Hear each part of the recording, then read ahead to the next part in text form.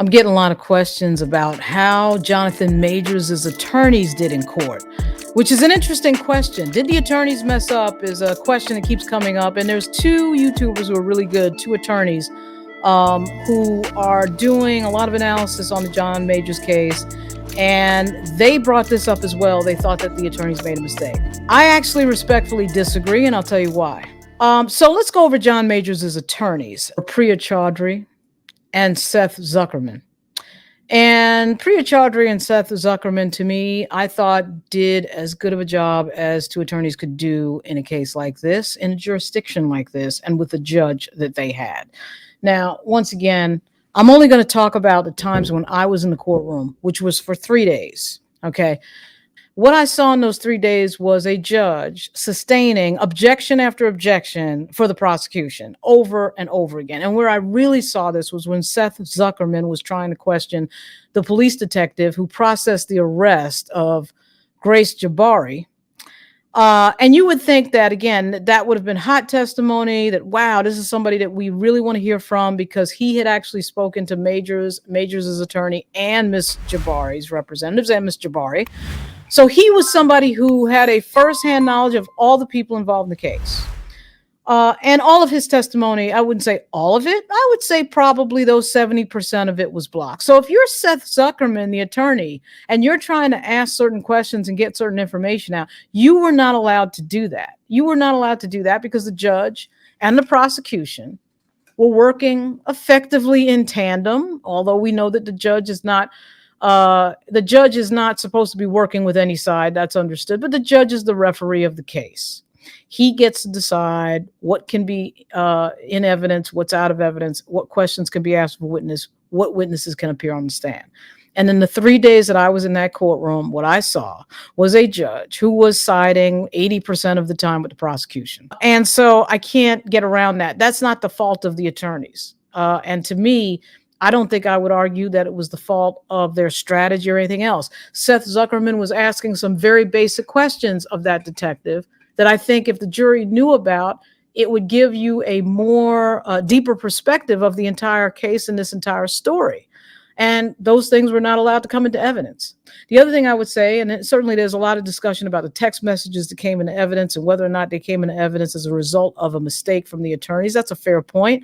I think that John Majors would have gotten convicted and acquitted of the same counts, whether those text messages were there or not, because the air and the feel in the room, in that courtroom, from that jury was, okay, we got to get him with something and we got to hit him with something. And I think that if the text messages didn't exist, they still would have done the same thing that they did without the text messages. The other thing you hear as a criticism of Priya Chaudhry is that, well, she shouldn't have criticized Grace Jabbari. I tend to agree with that, but for different reasons than people might think. There's an attorney on YouTube at a channel called Legal Bites who's quite good and makes some really good points at this, saying effectively that that Priya should have kept it factual, and let's not get into saying somebody's a liar. The reason I agree with that is a communications reason. I have done battle with many news organizations as somebody who's handled crisis comm situations for people. And what I find is that news media does not and will not write that somebody's lying, even if the person is clearly lying. And when I say somebody, I mean somebody with a Me Too related allegation. They will not print that, okay, so-and-so lied, even if it is provable. It's rare that they would even take such a question up in the first place, because so many of these stories are done from the angle of, we are investigating the person accused, the man accused, not the person making the allegation. And in fact, any sort of effort to be investigating the person who made the allegation is seen as slut shaming. A lot of these journalistic organizations view it as a politically incorrect thing to be doing, to in any way question anyone who has any type of Me Too related allegation. So to get into a courtroom and be a defense attorney and then say that somebody is lying without really having some hard evidence that that's the case, I think is a strategic mistake from a communication standpoint. Whether it was from a legal standpoint is another question. Frankly, I think this jury would have done what they would have done no matter what was said by these defense attorneys. And frankly, there's another jury in that room that I don't think we talk about enough, which is the media. The media is the other jury in that room.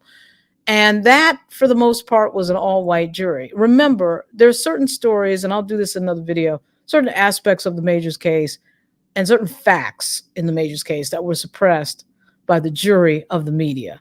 And so in the court of public opinion, what happens is people only can react to what they know about. And that's why I think it's really important to listen to people who are actually inside the courtroom. This is why I'm a big fan of Daniel Atherton, because Daniel Atherton was in the courtroom and is one of the few people in the courtroom who is untethered by some corporate actor that she works for or something like that, that would prevent her from telling the truth as she knows it and as she sees it. So it's not just that Daniel Atherton has been in the courtroom, which is a really important factor. It's that she's untethered and can say whatever she wants, unburdened by the controls of corporate and mainstream media, which that's another topic onto itself, which is why I'm going to do a separate video on it. But the point is that I think the attorneys actually in there, what I saw, I thought they did a very good job. They inherently are at a huge disadvantage. You're a defense attorney in a very liberal jurisdiction. You have a black male client in a world and in a nation that is not deferential at all to black male clients, period, end of story. Here we had video evidence of that black male client running down the streets of Manhattan and Chinatown away from this person who's claiming that he did something to her. That alone you would have thought would have been a slam dunk for the case, and yet it was not. Here you were, have a client, if you're Priya and Seth, you have a client that you're defending in a world of, we're starting to slip into a zone of evidence really doesn't matter. You had a lot of hard evidence in this case that involved text messages, video evidence, text messages that really give you a good timestamp of what happened, but you had certainly a lot of video evidence. Still, it didn't matter because there's a lot of deference given to the prosecution side of the case. Totally understand the history behind why that is, because in fact, there is a patriarchy, because in fact, there is misogyny, and there has been for thousands of years. I mean, so that's a true statement. We take those things into account. I actually think those things should be taken into account. As boring as the DV expert testimony was, it was correct what she was saying. There are people who are the victim of domestic violence, who do act in certain ways that don't seem to make sense on its face. Totally, all that's true. But did you notice how we're so deferential to that history? We're so deferential talking about the history of misogyny, but we're not deferential at all when it comes to talking about the history of race, of how black males specifically are treated by the justice system in the United States. We're not deferential to the history of this particular prosecutor's office, Alvin Bragg, the recent history. I mean, 2 months. We don't just need to go 2 months back to see recent history that I think should be questioned. Okay. I mean, I think there needs to be more details, more results, more evidence, but also it should definitely be questioned. And yet we're only deferential to certain history of certain people. But I suspect that if Seth and Priya had tried to put somebody on that stand that was going to talk about Amadou Diallo and the history of the way that black men are treated in New York or something like that, that would have been stricken. No way they would have been able to present that witness, I suspect, as an expert, So certain histories are paid attention to and certain other histories are not. So I would just say, I don't think the attorneys did a bad job at all. I think that they did the best with what they could do in the place that they are presiding in. And I think it's extremely difficult being a defense attorney, and particularly in Manhattan, and particularly with Alvin Bragg's office. Again, they're up against the real jury, the 6 jurors. They're also up against the jury of public opinion and the jury of the media, which that's a very tough jury to win against if you were Seth and Priya. This is why it's problematic for the attorneys and everybody else. I think it's more of an advantage for the prosecution than it is the defense, that there were no cameras in the courtroom and that there was a gag order. Going through the filter of the media is problematic, because the filter of the media is going to be made up of, generally speaking, no offense to anybody, but this is generally what it's going to be.